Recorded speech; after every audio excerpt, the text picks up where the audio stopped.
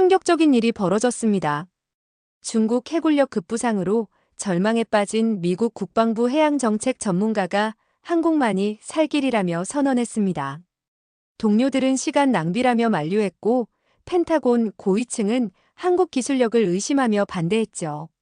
하지만 현장 실사를 온 순간 그의 인생이 바뀌었습니다.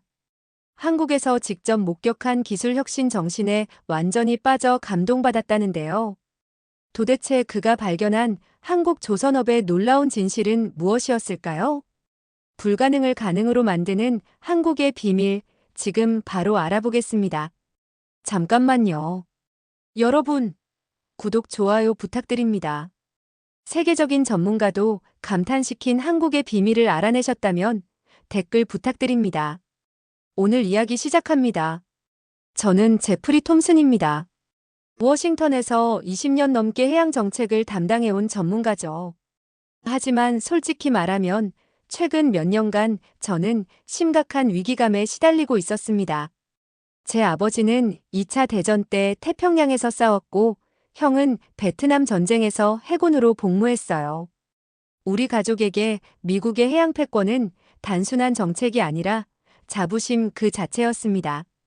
2023년 가을, 저는 펜타곤 지하 3층 보안회의실에서 충격적인 보고서를 받았습니다. CIA 분석관 마이클 로드리게스가 가져온 자료는 제 예상을 훨씬 뛰어넘는 내용이었어요.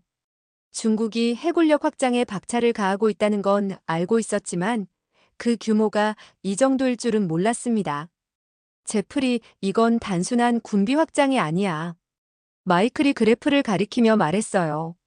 그들의 군함 건조 속도는 우리의 3배에 달해. 더 심각한 건 품질까지 급속히 향상되고 있다는 거야. 작년에 진수된 05급 구축함은 우리 알레이버크급과 맞먹는 성능이라고 해. 저는 그 순간 등골이 서늘해지는 걸 느꼈습니다. 옆에 앉은 해군 작전부장 톰 워커 중장의 얼굴도 굳어 있었어요. 우리 조선업 상황은 어떻게 되고 있지? 제가 물었습니다. 톰 중장이 한숨을 쉬며 답했어요. 최악이야. 베스 아이언웍스, 헌팅턴 인갈스, 제너럴 다이내믹스. 이제 이 정도가 전부야.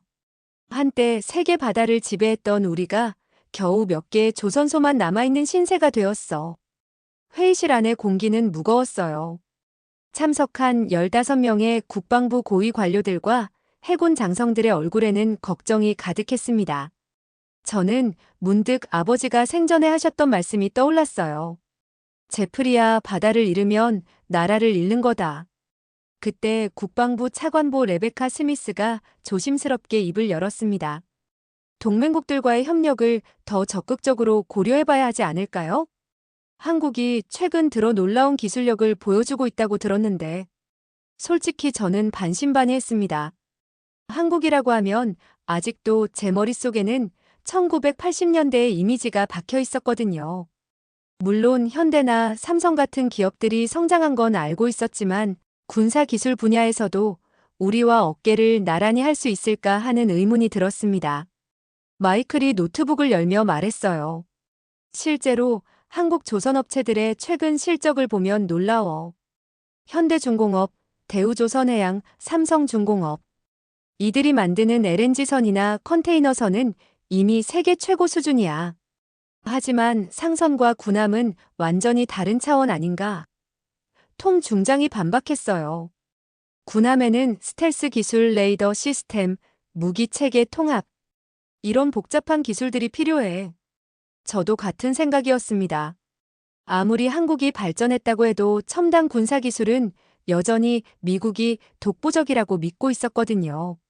하지만 중국의 위협이 현실화되고 있는 상황에서 우리에게는 선택의 여지가 많지 않았습니다.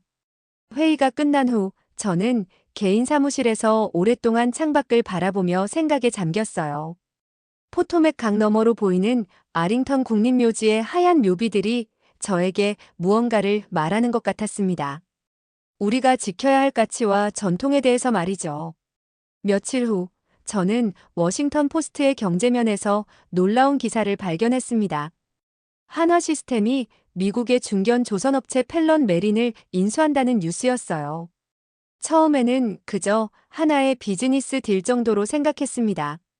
하지만 그날 오후 국방부 내부 메일을 확인하니 이 인수권을 두고 격론이 벌어지고 있다는 걸 알았어요. 해군 정보국의 분석 보고서에는 우려의 목소리가 담겨 있었습니다. 저녁에 집으로 돌아가는 길에 아내 캐서린과 통화를 했어요.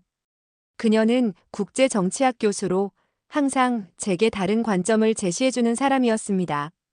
여보, 한국에 대해 어떻게 생각해? 제가 물었어요. 한국? 정말 놀라운 나라야.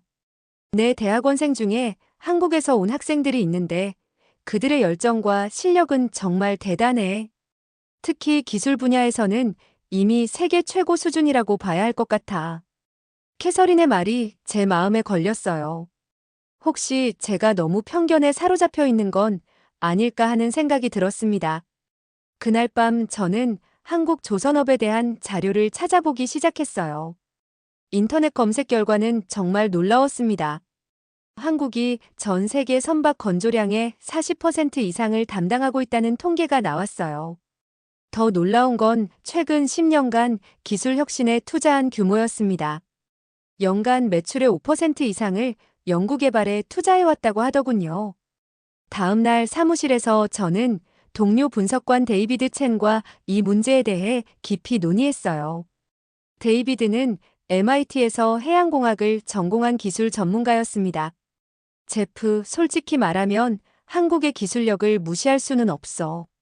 데이비드가 말했어요. 특히 자동화와 디지털 기술 분야에서는 이미 우리를 앞서가고 있다고 봐야 해. 그들이 만든 스마트십 기술은 정말 혁신적이야. 하지만 군사 기술은 다르지 않나? 보안성, 신뢰성, 내구성. 이런 부분에서 과연 우리 기준을 만족시킬 수 있을까? 제가 반문했어요. 데이비드가 잠시 생각하더니 말했습니다. 그게 바로 우리가 확인해봐야 할 부분이야. 추측만으로는 아무것도 결정할 수 없어. 그날 저녁 국방부 간부들과의 비공식 모임에서 이 문제가 다시 화제에 올랐어요. 레베카 차관보가 흥미로운 정보를 공유했습니다. 최근 영국 해군이 한국에 차세대 호위함 기술 자문을 요청했다고 해. 그리고 호주도 한국과 잠수함 기술 협력을 논의 중이라고 들었어. 이 말을 듣고 저는 정말 놀랐어요. 영국과 호주는 우리와 함께 앵글로색슨 해양 동맹의 핵심 국가들이었거든요. 그들이 한국 기술에 관심을 보인다는 건 분명 무시할 수 없는 신호였습니다. 톰 중장이 신중하게 말했어요. 그렇다면 우리도 한국의 실력을 직접 확인해 볼 필요가 있겠군. 현장 실사를 추진해 보자. 그날 밤 집으로 돌아가는 차 안에서 저는 복잡한 심경이었어요. 한편으로는 기대감이 있었고 다른 한편으로는 여전히 의심이 남아 있었습니다. 과연 한국이 미국의 까다로운 해군 기준을 만족시킬 수 있을까? 2024년 4월 드디어 한국 방문이 결정되었습니다. 저와 톰 중장, 데이비드, 그리고 해군 기술 전문가 5명으로 구성된 조사단이 꾸려졌어요. 출발 전날 밤 저는 캐서린과 긴 대화를 나누었습니다. 여보, 너무 편견을 갖고 가지 마. 열린 마음으로 보고 와. 캐서린이 조언했어요. 그리고 한국 사람들은 정말 따뜻하고 성실해. 분명 좋은 인상을 받을 거야. 인천공항에 내린 순간부터 느낌이 달랐어요. 공항 시설의 현대적인 모습과 효율적인 운영 시스템이 인상적이었습니다. 마중 나온 한국 국방부 관계자들의 모습도 예상과 달랐어요.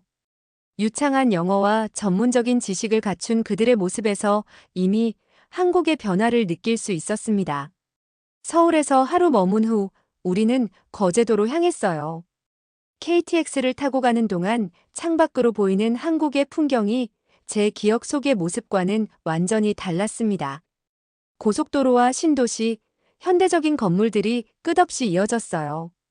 거제도에 도착해서 대우조선해양을 처음 본 순간 저는 입을 다물 수 없었습니다. 조선소의 규모가 상상을 초월했어요. 끝없이 펼쳐진 독시설들과 거대한 크레인들이 마치 미래 도시를 보는 것 같았습니다. 우리를 맞이한 건 이수진 부장이었어요. 그녀는 서울대 조선공학과를 졸업하고 MIT에서 박사학위를 받은 후 20년간 이 분야에서 일해온 베테랑이었습니다. 첫인상부터 범상치 않았어요. 차분하면서도 자신감 넘치는 모습, 그리고 해박한 지식이 말 한마디 한마디에서 드러났습니다. 제프리 부장님, 오늘 보실 내용들이 기대와 다를 수도 있어요. 이수진 부장이 안전모를 쓰며 말했어요. 하지만 모든 걸 투명하게 보여드릴 생각입니다. 첫 번째 충격은 자동화 시설을 본 순간이었어요. 거대한 강철 블록들이 로봇들에 의해 정밀하게 절단되고 용접되고 있었습니다. 인공지능이 실시간으로 품질을 체크하고 있었고, 오차 범위는 0.1mm라고 했어요. 데이비드가 놀라며 말했어요. 이 정도 정밀도라면 미 해군의 이지스 시스템도 문제없이 탑재할 수 있겠는데? 이수진 부장이 자신 있게 답했습니다. 물론이죠. 이미 한국 해군의 세종대왕급 구축함에 이지스 시스템을 성공적으로 탑재했어요. 록히드 마틴에서도 우리 기술력을 인정했고요. 다음으로 본 것은 건조 중인 차세대 호위함이었습니다. FFX-3라고 불리는 이 함정은 스텔스 기능과 최첨단 레이더 시스템이 탑재된 최신의 군함이었어요. 외관부터가 기존에 봤던 어떤 함정과도 달랐습니다. 톰 중장이 감탄하며 말했어요. 이 스텔스 설계는 어디서 개발한 거죠? 저희가 독자적으로 개발한 기술입니다. 이수진 부장의 답변이 자랑스러워 보였어요. 레이더 반사 면적을 기존 함정의 10분의 1로 줄였고 적외선 신호도 대폭 감소시켰습니다. 하지만 진짜 놀라움은 그 다음에 기다리고 있었어요. 이수진 부장이 우리를 지하 연구소로 안내했습니다. 거기서 본 것은 차세대 전투 시스템의 시뮬레이션이었어요. 이것은 저희가 개발한 통합 전투 시스템입니다. 대형 스크린에 복잡한 3D 화면이 떠올랐어요. AI가 실시간으로 위협을 분석하고 최적의 대응책을 제시합니다. 반응 속도는 기존 시스템의 5배 빠르고요. 저는 정말 믿을 수 없었습니다. 이 정도 기술이라면 미국 해군의 차세대 전투 시스템과 맞먹는 수준이었거든요. 동행한 해군 기술자들도 연신 감탄사를 연발했어요. 점심시간에 이수진 부장과 개인적인 대화를 나눌 기회가 있었어요. 그녀가 들려준 이야기는 정말 인상적이었습니다. 사실 처음부터 이 정도는 아니었어요. 그녀가 솔직하게 말했어요. 10년 전만 해도 우리는 외국 기술에 의존하는 부분이 많았어요. 하지만 정부와 기업이 힘을 합쳐 기술 자립을 위해 엄청난 투자를 했죠. 구체적으로 어떤 투자를 하셨나요? 제가 물었어요. 연간 매출의 7%를 연구개발에 투자했어요. 그리고 전 세계에서 최고의 인재들을 영입했고요. 특히 젊은 엔지니어들의 창의성을 최대한 발휘할 수 있는 환경을 만들었습니다. 그날 오후 생산 라인을 둘러보면서 저는 한국 엔지니어들의 열정을 직접 목격할 수 있었어요. 20대 후반으로 보이는 젊은 엔지니어 김태현 씨가 특히 인상적이었습니다. 그는 새로운 용접 기술을 개발하는 프로젝트를 담당하고 있었어요. 이 기술이 완성되면 용접 시간을 30% 단축시킬 수 있어요. 김태현 씨가 자신 있게 설명했어요. 그리고 용접 강도도 기존보다 20% 향상됩니다. 저는 그의 눈에서 불타는 열정을 봤어요. 단순히 일을 하는 게 아니라 세계 최고가 되겠다는 꿈을 가지고 있는 모습이었습니다. 그날 저녁 거제도의 한 전통 한정식집에서 이수진 부장과 깊은 대화를 나누었습니다. 바다가 내려다 보이는 조용한 방에서 그녀가 들려준 이야기는 제가 예상했던 것과 완전히 달랐어요. 1997년 IMF 외환위기를 기억하시나요? 이수진 부장이 물었어요. 그때 우리 조선업은 정말 무너질 뻔했어요. 대우조선해양도 현대중공업도 모두 위기에 빠졌죠. 저는 그 당시를 기억했어요. 한국 경제가 완전히 무너지는 것처럼 보였던 시기였습니다. 미국에서도 한국이 다시 일어설 수 있을지 의문시하는 목소리가 많았죠. 하지만 그때가 오히려 우리에게는 전환점이었어요. 이수진 부장의 목소리에 감정이 실렸어요. 위기를 기회로 바꾸기로 결심한 거죠. 정부, 기업, 그리고 엔지니어들이 모두 하나가 되어 기술 혁신에 모든 것을 걸었어요. 그녀가 들려준 이야기는 정말 감동적이었습니다. 당시 많은 한국 엔지니어들이 해외로 떠나려고 했지만 일부는 오히려 한국에 남아서 재건에 참여하기로 결심했다고 해요. 그들의 희생과 헌신이 오늘날의 기적을 만들어낸 거였습니다. 특히 젊은 세대들의 각오가 달랐어요. 이수진 부장이 계속했어요. 그들은 단순히 기존 기술을 따라하는 게 아니라 완전히 새로운 것을 창조하고 싶어 했어요. 세계 최고가 되겠다는 꿈을 가지고 밤낮 없이 연구했죠. 저는 문득 김태현 씨를 떠올렸어요.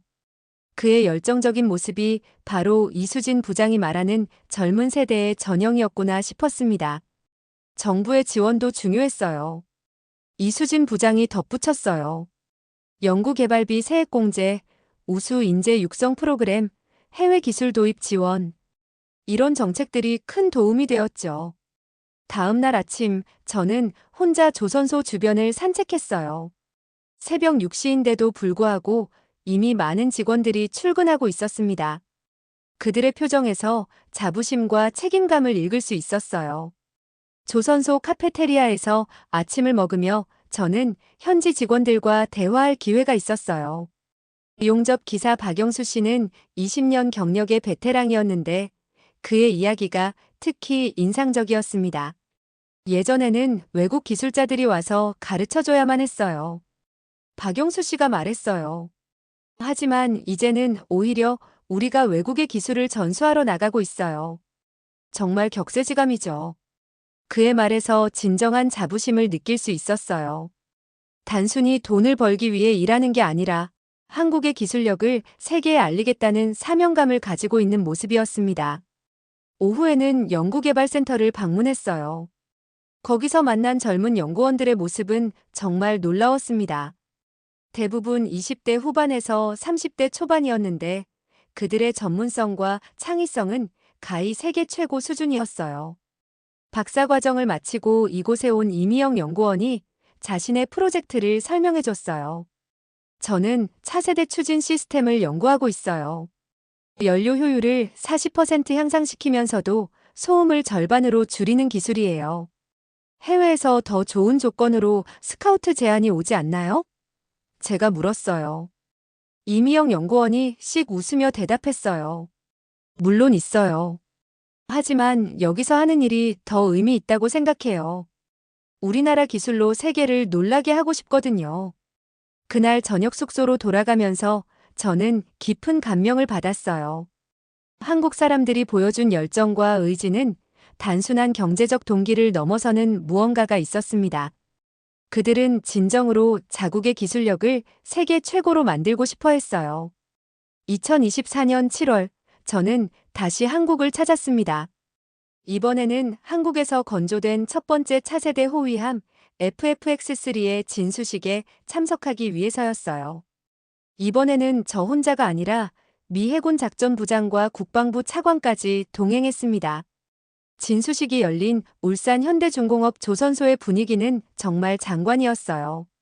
수천 명의 관계자들과 시민들이 모여 있었고 태극기와 성조기가 나란히 펄럭이고 있었습니다. 저는 가슴이 뭉클해지는 걸 느꼈어요. 정말 아름다운 함정이군요. 워커 작전부장이 감탄하며 말했어요. 길이 130m, 배수량 3,000톤의 거대한 호위함이 물에 떠오르는 순간이었습니다. 매끄러운 스텔스 설계와 완벽한 마감 상태가 한눈에 보였어요. 하지만 진짜 놀라움은 성능 테스트에서 나타났습니다. 다음 날 우리는 실제 해상에서 실시된 성능 시험에 참관했어요. 레이더 탐지 능력, 미사일, 방어 시스템, 추진 성능 모든 면에서 예상을 뛰어넘는 결과를 보여줬습니다. 특히 연료 효율성에서는 정말 놀랐어요. 기존 동급 함정보다 30%나 향상된 수치였습니다. 이는 작전 반경의 확대와 운용비 절감이라는 두 마리 토끼를 모두 잡은 셈이었죠. 이 추진 시스템은 어떻게 개발하신 건가요? 워커 작전부장이 물었어요. 이수진 부장이 자랑스럽게 답했습니다. 저희 연구팀이 5년간 개발한 하이브리드 시스템이에요. 디젤 엔진과 전기 모터를 최적으로 조합했고 AI가 실시간으로 최적의 추진 방식을 선택합니다. 이미영 연구원이 핵심 알고리즘을 개발했어요.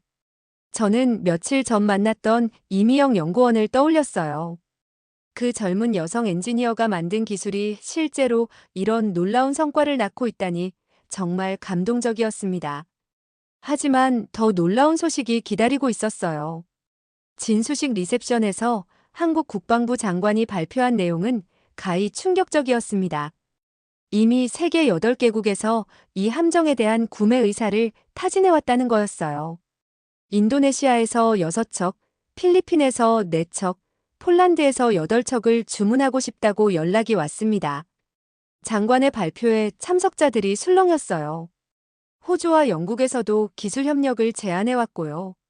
우워커 작전부장이 저에게 속삭였어요. 제프리, 이건 정말 대단한 일이야. 한국이 진짜로 글로벌 해군력 경쟁의 핵심 플레이어가 된 거잖아. 그날 저녁 서울에서 열린 만찬에서 저는 한국의 조선업 CEO들과 깊은 대화를 나눌 수 있었어요. 현대중공업 CEO 김철수 사장의 말이 특히 기억에 남았습니다. 미국과의 협력은 우리에게도 정말 중요해요. 김 사장이 진지하게 말했어요.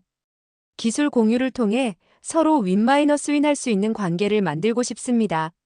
중국의 위협에 함께 대응하는 것도 필요하고요. 저는 그의 말에서 진정성을 느꼈어요. 단순한 비즈니스 관계를 넘어서 전략적 파트너십을 원하고 있다는 걸 알 수 있었습니다. 다음 날 인천공항에서 미국으로 돌아가는 비행기를 기다리며 저는 동료들과 이번 방문에 대한 종합적인 평가를 나누었어요. 모든 사람이 한국의 기술력에 깊은 인상을 받았다고 했습니다. 솔직히 예상을 완전히 뛰어넘었어. 워커 작전부장이 말했어요. 이제 한국 없이는 우리의 해양 전략이 불가능할 것 같아. 저도 같은 생각이었습니다. 기술력, 생산 능력, 비용 경쟁력, 그리고 무엇보다 신뢰성까지 모든 면에서 한국이 우리에게 꼭 필요한 파트너라는 확신이 들었어요. 워싱턴으로 돌아온 그날 밤, 저는 오랫동안 잠들지 못했습니다. 20년 넘게 품어왔던 제 생각이 완전히 뒤바뀌는 경험이었거든요. 캐서린에게 한국에서의 경험을 자세히 이야기해 주었어요. 여보, 정말 놀라운 일이네. 캐서린이 말했어요. 사실 나도 한국 학생들을 가르치면서 그들의 잠재력을 많이 느꼈어. 정말 열정적이고 창의적이야. 다음 날 사무실에서 저는 펜타곤에 제출할 보고서를 작성하기 시작했어요. 하지만 단순한 기술 평가 보고서로는 제가 느낀 감동을 다 담을 수 없었습니다. 저는 좀 더 개인적이고 솔직한 내용을 포함하기로 결심했어요. 보고서 작성 중간에 이수진 부장에게서 이메일이 왔어요. 한국 방문에 대한 감사 인사와 함께 추가 자료들을 보내주었습니다. 그 중에는 김태현 씨와 이미영 연구원의 최근 연구 성과도 포함되어 있었어요. 김태현 씨는 새로운 용접 기술 개발에 성공해서 국제 특허를 출원했다고 했어요. 이미영 연구원은 차세대 추진 시스템으로 한국공학칼림원 젊은공학자상을 받았다고 하더군요. 이런 젊은 인재들이 있기에 한국의 미래가 밝다는 생각이 들었어요. 그날 오후 데이비드와 함께 점심을 먹으며 이야기를 나누었어요. 제프, 정말 많이 변했네. 데이비드가 웃으며 말했어요. 예전에는 한국 기술에 대해 회의적이었잖아. 저는 솔직하게 인정했어요. 맞아. 정말 부끄러워. 편견이라는 게 얼마나 무서운 건지 깨달았어. 직접 보고 경험하기 전까지는 진실을 알 수 없구나. 2달 후 저는 다시 한번 한국을 방문할 기회가 있었어요. 이번에는 기술협력협정 체결을 위한 공식 방문이었습니다. 이수진 부장과 재회했을 때 저는 진심으로 사과했어요. 부장님, 처음에 한국 기술을 의심했던 것에 대해 정말 죄송해요. 제가 말했어요. 이수진 부장은 오히려 웃으며 답했어요. 톰슨 부장님 의심하는 게 당연해요. 중요한 건 열린 마음으로 확인해 보려고 하신 거죠. 그리고 결과로 보여드리는 게 저희 몫이고요. 그녀의 넓은 마음이 저를 더욱 감동시켰어요. 단순히 기술적 우수성뿐만 아니라 인간적인 면에서도 한국 사람들은 정말 훌륭했습니다. 그날 저녁 김태현 씨와 이미영 연구원을 다시 만날 수 있었어요. 그들의 눈에는 여전히 열정이 가득했고 새로운 프로젝트에 대한 아이디어가 넘쳐났어요. 앞으로 10년 후에는 완전 자율 운항 군함을 만들고 싶어요. 김태현 씨가 꿈에 부푼 목소리로 말했어요. AI가 모든 작전을 수행하는 무인 함정 말이에요. 이미영 연구원도 덧붙였어요. 그리고 친환경 추진 시스템으로 바다를 오염시키지 않는 군함을 만들고 싶어요. 군사 기술도 환경을 생각해야 한다고 봐요. 이런 젊은이들의 꿈과 열정을 보면서 저는 확신했어요. 한국의 미래는 정말 밝고 우리 미국과 함께 더 나은 세상을 만들어갈 수 있을 거라고요. 워싱턴으로 돌아온 후 저는 곧바로 국방부 최고위급 회의에 참석했습니다. 국방장관과 합참의장, 해군 참모총장까지 참석한 이 회의에서 한국과의 전략적 파트너십에 대한 구체적인 논의가 시작되었어요. 저는 지난 몇 개월간의 경험을 바탕으로 확신에 찬 목소리로 보고했습니다. 하지만 여전히 일부에서는 의구심을 표하는 사람들이 있었어요. 한국 기술이 아무리 뛰어나다고 해도 보안 문제는 어떻게 할 건가? 국가안보국 대표가 날카롭게 물었어요. 우리의 첨단 기술이 유출될 위험은 없나? 저는 이미 이런 질문을 예상하고 있었어요. 한국은 우리와 70년 넘게 혈맹 관계를 유지해온 동맹국입니다. 한국 전쟁 때부터 지금까지 한 번도 우리를 배신한 적이 없어요. 오히려 중국의 위협에 함께 맞서고 있는 최전선 국가죠. 합참의장 마크 밀리 장군이 동의하며 말했어요. 맞습니다. 한국은 우리가 가장 신뢰할 수 있는 동맹국 중 하나예요. 그리고 현재 중국의 위협을 고려할 때 한국과의 협력은 선택이 아니라 필수입니다. 저는 계속해서 한국의 장점들을 설명했어요. 첫째는 기술적 우위였습니다. 자동화 기술과 스마트십 기술에서는 이미 세계 최고 수준에 도달했고, 특히 정밀도와 품질 관리 시스템은 미국 해군의 까다로운 요구사항을 충분히 만족시킬 수 있다고 확신한다고 말했어요. 둘째는 생산 능력이었습니다. 한국은 연간 대형 군함 25척 이상을 건조할 수 있는 인프라를 갖추고 있습니다. 이는 중국의 위협에 대응하기 위해 우리가 필요로 하는 바로 그 수준이에요. 셋째는 비용 경쟁력이었어요. 같은 성능의 군함을 미국에서 건조하는 것보다 35% 이상 저렴하게 만들 수 있다는 분석 결과가 나왔습니다. 국방 예산 효율성 측면에서 엄청난 장점이죠. 하지만 가장 중요한 건 네 번째 요소였습니다. 바로 혁신 역량이었어요. 한국의 젊은 엔지니어들은 단순히 기존 기술을 모방하는 게 아니라 완전히 새로운 기술을 창조하고 있어요. 이런 혁신 역량이야말로 미래 경쟁에서 가장 중요한 요소입니다. 국방장관 로이드 오스틴이 신중하게 물었어요. 구체적으로 어떤 분야에서 협력을 추진할 생각인가? 저는 이미 준비해둔 협력 방안을 제시했어요. 첫째, 차세대 구축함 공동 개발 프로젝트입니다. 한국의 스텔스 기술과 우리의 이지스 시스템을 결합하면 세계 최강의 함정을 만들 수 있어요. 둘째는 무인 해상 플랫폼 개발입니다. 한국의 AI 기술과 우리의 무기 체계를 융합하면 혁신적인 무인 전투함을 개발할 수 있습니다. 셋째는 인력 교류 프로그램이에요.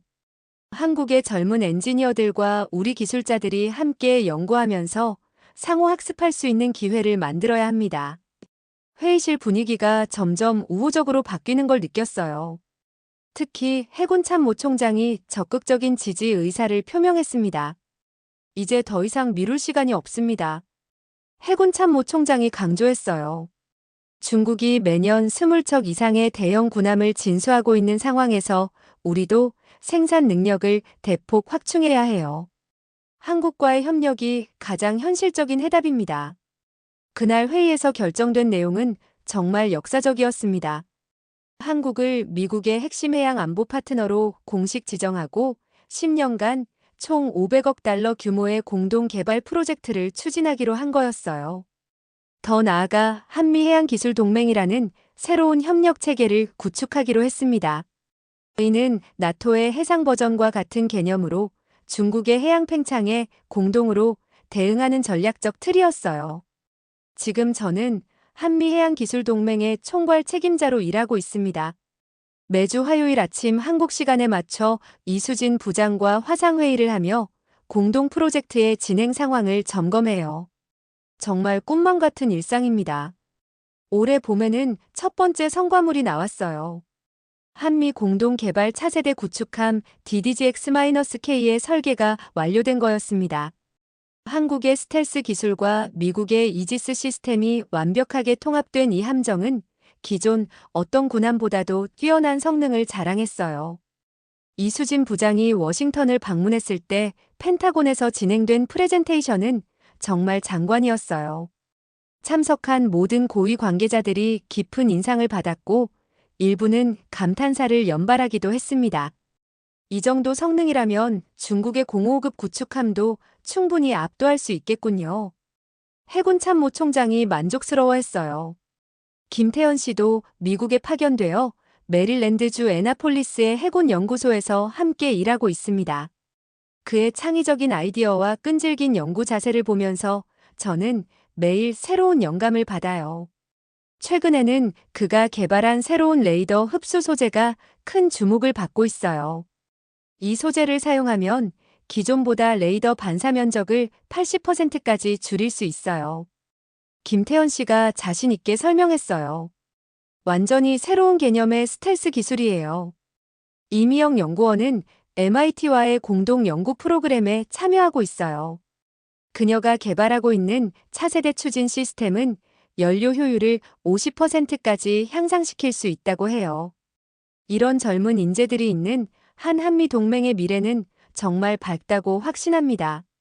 최근 발표된 통계를 보면 정말 놀랍습니다. 한국은 이제 전 세계 군함 수주량의 45%를 차지하고 있어요. 불과 3년 전만 해도 상상할 수 없었던 일이죠. 유럽의 전통적인 해군 강국들인 영국, 프랑스, 독일까지도 한국 기술에 관심을 보이고 있습니다. 지난달에는 정말 감동적인 일이 있었어요. 한국에서 건조된 첫 번째 한미 공동 개발 함정이 진수식을 가진 거였습니다. 저는 가족들과 함께 한국을 방문해서 이 역사적인 순간을 지켜봤어요. 캐서린이 제 손을 꼭 잡으며 말했어요. 여보, 정말 자랑스러워. 당신이 편견을 버리고 새로운 가능성을 열어준 거잖아. 진수식장에서 태극기와 성조기가 함께 펄럭이는 모습을 보며 저는 가슴이 벅찼어요. 이제 정말 한국과 미국이 하나가 되어 미래를 열어가고 있다는 실감이 났습니다. 저는 요즘 펜타곤의 젊은 분석관들에게 자주 이야기해요. 편견을 버리고 열린 마음으로 세상을 보라고 말이에요. 제가 한국에서 배운 가장 큰 교훈이 바로 그거였어요. 겸손함과 배움의 자세가 얼마나 중요한지를 뼈저리게 깨달았습니다. 지금 이 순간에도 부산과 거제도의 조선소에서는 새로운 기적이 만들어지고 있어요. 세계 최첨단 기술로 무장한 차세대 함정들이 하나둘씩 모습을 드러내고 있습니다. 그리고 그 모든 과정에 미국의 기술과 경험이 함께하고 있어요. 최근에는 더욱 큰 계획이 추진되고 있습니다. 한미일 삼각해양기술동맹을 구축하자는 제안이 나온 거예요. 일본의 정밀 기술까지 더해지면 정말 무적의 해양동맹이 될 수 있을 것 같아요. 하지만 무엇보다 중요한 건 사람입니다. 이수진 부장, 김태현 씨, 이미영 연구원 같은 훌륭한 인재들이 있기에 이 모든 기적이 가능했어요. 그들의 열정과 꿈, 그리고 끝없는 도전 정신이야말로 진정한 힘의 원천이었습니다. 아버지가 지키려 했던 바다, 그 바다가 이제 한국과 미국이 함께 지켜나가는 평화의 터전이 되었습니다. 편견을 버리고 손을 잡은 두 나라가 만들어가는 미래는 분명 더욱 밝을 거라고 확신해요. 한국이 보여준 것은 단순한 기술의 발전이 아니었습니다. 꿈과 열정, 그리고 끝없는 도전 정신이 만들어낸 진정한 기적이었어요. 이제 저는 확신합니다. 미래의 바다는 한국과 미국이 함께 열어갈 것이고 그 과정에서 세계 평화에도 기여할 수 있을 거라고요. 오늘도 저는 한국의 젊은 엔지니어들과 화상회의를 하며 새로운 프로젝트를 논의할 예정입니다. 그들의 반짝이는 눈동자와 무한한 가능성을 보면서 매일 새로운 희망을 품게 됩니다. 미래는 정말 우리 것입니다. 불가능을 가능으로 만드는 것이 한국인의 특기입니다. 오늘의 사연은 여기까지입니다. 함께 해주신 여러분 감사합니다.